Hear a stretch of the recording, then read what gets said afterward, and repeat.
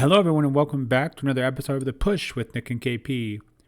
We are back once again to bring you a weekly recap of Monday Night Raw, this time taking place in Glendale, Arizona, and this is the December 1st edition of Raw after Survivor Series.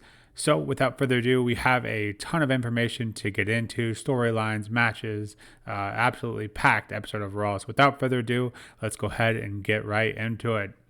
Raw kicks off with Io Sky and Rhea Ripley. Rhea says that even though we're both banged up and have won the war at Survivor Series, we still have a ton of work to do. The top of that list is to win the Women's Tag Team Championships from the Kabuki Warriors.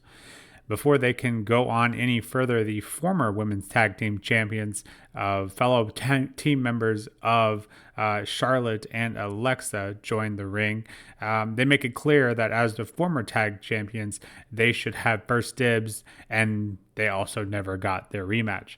Neither team backed down here, as we then quickly see Adam Pearce backstage talking to what I presume is Nick Aldis, confirming that this match will be the main event tonight here on Raw. Further on, Adam, who is as busy as ever tonight, he gets a request from Ivy Nile for the IC Championship, stating that Maxine Dupree has never beaten her. And then Paul Heyman is seen with Braun Breaker, and he makes the case as Braun Breaker pinned the current World Heavyweight Champion CM Punk. So lots of going forwards, if you will, on this first bit of Raw. Adam Pearce extremely busy, and as we kind of hoped, Survivor Series, kind of after Survivor Series, continuing on with a bunch of storylines that had kind of been paused because of War Games. We then get into the first semifinal match of the Last Time Is Now tournament, featuring main event Jey Uso and LA Knight. This was a great contest, and as the semifinals of this monumental tournament should be, props to Joe and Wade on commentary for hyping up this tournament throughout the entire match, essentially. Very back and forth. That looks like a guarantee that Jey was going to win after hitting both a spear and an Uso splash, but LA Knight is able to kick out, and not only kick out, kind of shift the momentum of the weight back onto Jey with a crucifix roll-up win. So props to both men. This was definitely one of Jey's better matches as of late, and LA Knight looking good as well. After the match, Jey is clearly upset and unhappy with the loss, and ends up throwing the Prime card full of the Prime bottles off the cart as he exits stage left. Regardless of all this, Knight will now meet the winner of Gunther and Solo, and that will take place on the finals of the Last Time Is Now tournament on the upcoming episode of SmackDown. We also then see Bayley and Lyra in the back looking for their opportunity at the Women's Tag Team Championship, and what a division that has turned out to be. I was happy to see these two once again because it felt like we kind of hadn't seen them, I think largely because of War Games. That story, wherever that was going with Bayley, kind of got put on hold, as I kind of previously mentioned, but unfortunately all that comes of this is Pearce saying that after tonight's main event, the picture will be more clear and that they'll be considered going forward. So have to be probably a bit disappointed in how that went down. But after this, we then see Asuka and Kairi come up and call Bayley and Lyra out, and saying that if they had joined their team, they wouldn't have lost at War Games. Bayley goes on to call them both idiots, but Asuka gets a final laugh as she says her and Kairi are champions, and not only that, Bayley and Lyra are not, but they are also not in the main event tonight either. So clearly kind of showing who's more important at the moment. We then see the Judgment Day join the ring, led by your once again Intercontinental Champion, and that of Dominic Mysterio. Dom says that Cena was once known as the greatest of all time, but he has beaten John Cena, therefore he is now the GOAT of several things, including luchadors and the greatest Mysterio. He then says he couldn't have done it without the rest of the Judgment Day, goes on to list the other members of JD, Finn, Roxy, and Raquel, but most importantly, the returning Liv Morgan, who makes her way down to the ring as well. Liv says she's been gone. Since she's been gone, she's been hearing that the Judgment Day is weaker now more than ever and has been falling apart. but not to worry that all changes now because she's back and they're coming for everything that belongs to them, and they now officially run Monday Night Raw. So this is, I think, the second time. I think we also saw the Judgment Day kind of on arrival and the awkward exchanges between Liv and Fenn and, of course, Roxy. So we're used to seeing the Vision all throughout Raw. This week we see the Judgment Day kind of pollute most of the show. I say pollute, but they, their presence is definitely felt for sure. We then get into the next match, which has the New Day going up against AJ Styles and Dragon Lee, defending their World Tag Team Championship. This was extremely fast-paced, as one would probably expect with AJ Styles and Dragon Lee. I told you I would say AJ Lee again with this team. The New Day held their own here, but the ending with Dragon Lee hitting Kofi with a double stomp as he's hanging off the ropes, and this has him landing perfectly into AJ Styles' arms for a Styles clash, and what has to be one of the coolest endings to a match this year. That was, for as little of these guys have tagged together, you really can't tell it. I think it's just kind of a nod to how good both of these individuals are. Obviously, the New Day are great in their own right, but Dragon Lee and AJ Styles, for how little they've worked together, you certainly can't tell it. But nonetheless, Dragon Lee and AJ Styles do successfully retain their World Tag Team Championship, and that is the end of the first half of an absolutely stacked Raw. Tons of great moments here. LA Knight winning, and AJ Styles and Dragon Lee successfully retaining, and of course Dominic and Liv showing that they maybe are on the same page, but Dom also got slapped for his troubles, so just kind of continuing the insane kind of work that they are doing between Dirty Dom and Liv Morgan.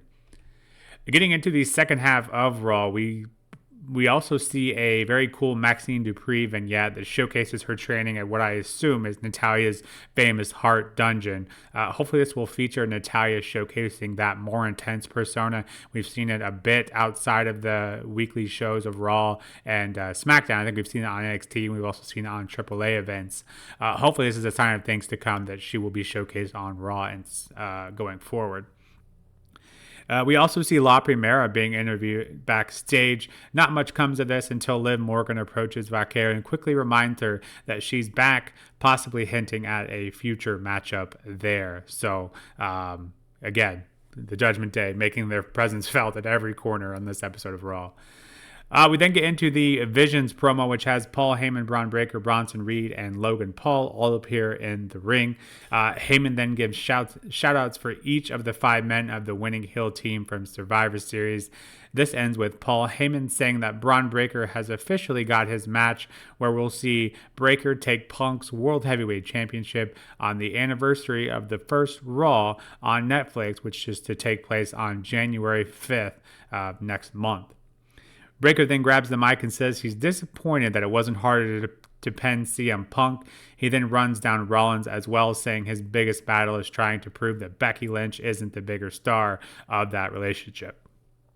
Breaker shined here. Absolutely one of his best promos I think he's ever cut.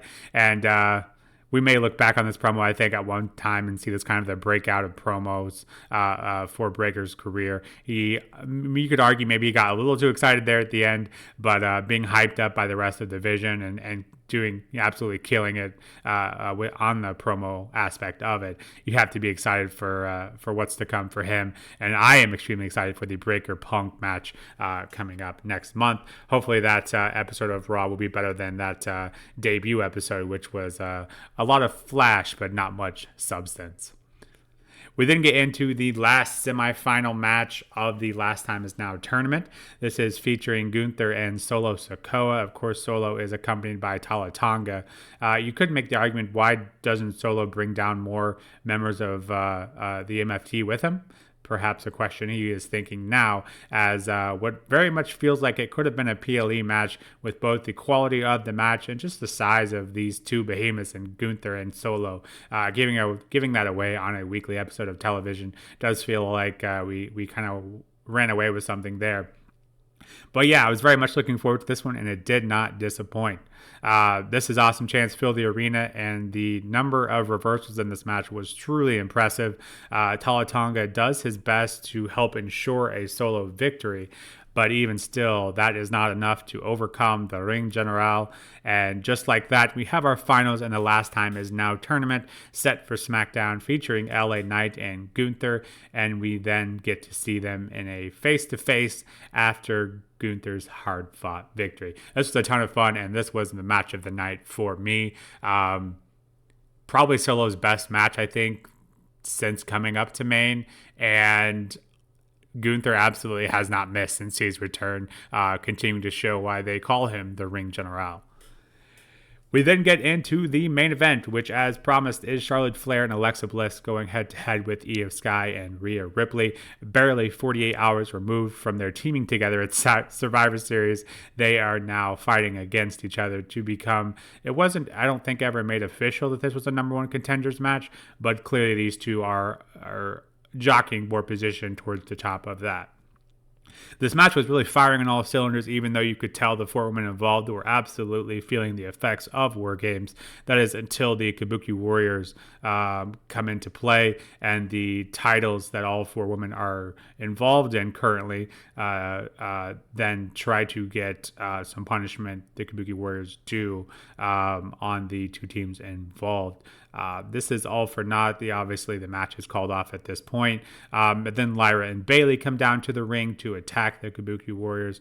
However, these efforts are also futile as the women of the Judgment Day, including Roxanne and Raquel, come down and pass out a Tejada Bomb and Pop Rocks. So, along with a conflicting Liv and Roxanne, some awkward tension there appearing. And to stand tall to end the show is the Judgment Day once again on top, as mentioned, littered throughout this entire episode of Raw.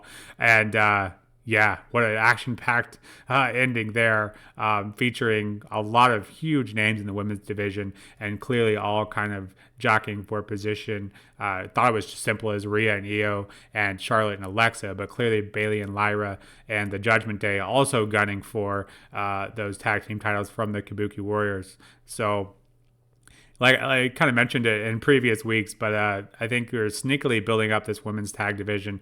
I think it is no longer sneaky. We have the biggest names in the women's division, all kind of gunning for those tag team championships. So you love to see it. Can't help to love everything that's going on, and what was once a very meaningless women's title in the tag division is now clearly on prime display and on the flagship show of all places. So, you love to see all of that. Very entertaining second half. The Braun promo, Gunther advancing, and then the women's tag division is firing on all cylinders, which is a ton of fun to see. That was our episode of Raw. That is the recap here. Just what an absolute episode of Raw it was. Two very fun matchups in the Last Time Is Now tournament. Gunther and Knight to collide on Friday. AJ Styles and Dragon Lee successfully defend and quickly look to be fighting champions as they look to defend next week on Raw as well against the War Raiders. And a clear vision for the vision, emphasized by Logan Paul and Braun Breaker going after Rey and CM Punk, respectively, to an absolute stacked women's division, as we just kind of alluded to, being the cherry on top. So I really can't complain about anything that happened on this episode of Raw. Absolutely killing it. And Judgment Day back in full force. You'll love to see it. Only a matter of time before something goes wrong. Obviously, the being highlighted by that Roxy and Liv, I'm sure the tension between them two will continue to be a big story going forward. But clearly, Judgment Day are after all the gold once again, as rightfully so, I would say. But with that, I would give this a rating of 9 out of 10, which is a ton of fun. And I saw rumors going around that Triple H was promising this to be a very, very good episode, and I can't argue with it. I think it was.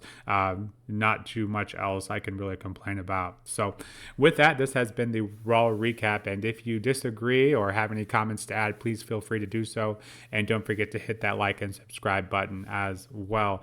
And until next time, we will be back shortly with an NXT recap, as well as a deadline predictions and reactions video, and of course continuing our WrestleMania series. So until next time, this has been The Push with Nick and KP. We'll see you soon. Take care.